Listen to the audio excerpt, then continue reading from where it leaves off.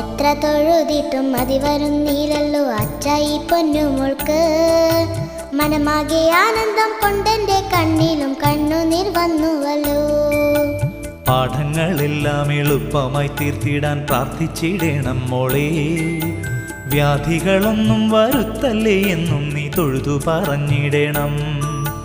ഭക്തിയോടെന്നും ആ നാമങ്ങൾ ചൊല്ലിട്ട് പാദം വണങ്ങിടുമ്പോൾ ചിത്തശുദ്ധിയോടെ ജീവിക്കുവാനും അനുഗ്രഹമേകുമല്ലോ.